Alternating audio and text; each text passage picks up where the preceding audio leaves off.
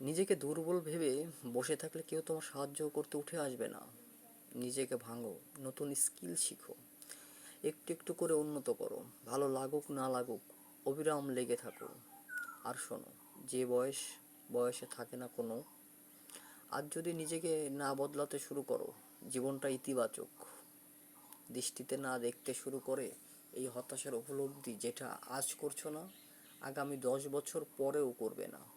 আর সম্ভব আছে পুরো জীবনও করতে পারবা না। তাই উঠো, নিজেকে জেনুইন একটা ঝাঁকুনি দাও। দেখো এতগুলো বছর ধরে কি মারাত্মক ক্ষতি টেনে তুমি তোমার নিজের জন্য করেছো।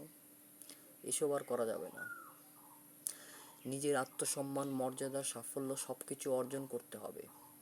সব কিছু অর্জন করতে হবে, আর সব কিছু অর্জন করার জন্য তোমাকে কিছু একটা করতে হবে। আর তুমিও পারবে। বিশ্বাস রাখো, লেগে থাকো। কারণ তুমি না বদলালে তোমার পরিস্থিতি কখনোই বদলাবে না। আগে তোমাকে বদলাতে হবে। তুমি বদলালেই তুমি তোমার পরিস্থিতি বদলাতে পারবে। তুমি তোমার ভাগ্য পরিবর্তন করতে পারবা না, কিন্তু তুমি চেষ্টা করতে পারবা। তুমি পরিশ্রম করতে পারবা। তোমার পরিশ্রম তোমার ভাগ্য পরিবর্তন করতে পারবে।